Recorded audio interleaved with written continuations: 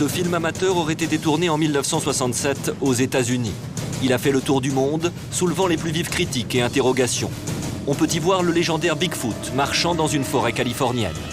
L'énigme qui plane autour de son existence est toujours d'actualité, comme nous le raconte Jean-Luc Rivera.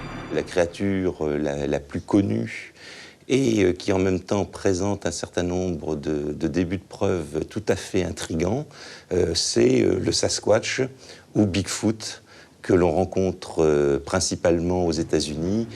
Donc là, les Bigfoot, ce sont des créatures qui font, disons, 2,40 m, 2,50 m, d'après les descriptions. Donc nettement plus grandes que les êtres humains, une carrure très impressionnante et qui ont été rapportées dès le 19e siècle. Véritable créature ou simple imposture?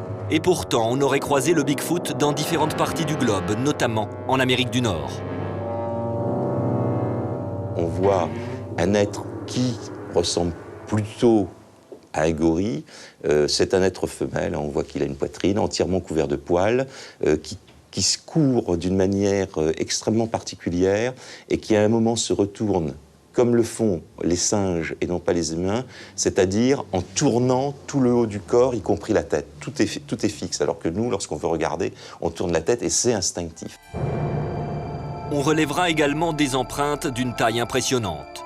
Serait-ce une preuve supplémentaire de l'existence du Bigfoot? Une preuve qui confirmerait les nombreux témoignages.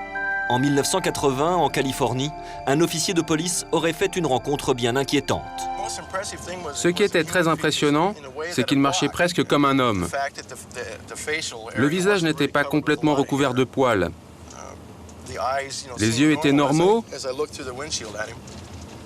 mais sa taille était très impressionnante. Plus de 2 mètres, 2,50 m. De nombreux témoignages attestent que l'on pourrait rencontrer ou capturer un jour un animal encore inconnu. Ce qui est certain, c'est qu'avec l'ensemble des témoignages que nous continuons de recueillir, il existe très certainement des formes bipèdes inconnues. Alors, quelle est leur nature? Sont-elles humaines ou animales? C'est l'avenir qui nous le dira. Mais ce qui est certain, c'est qu'il faut continuer la quête.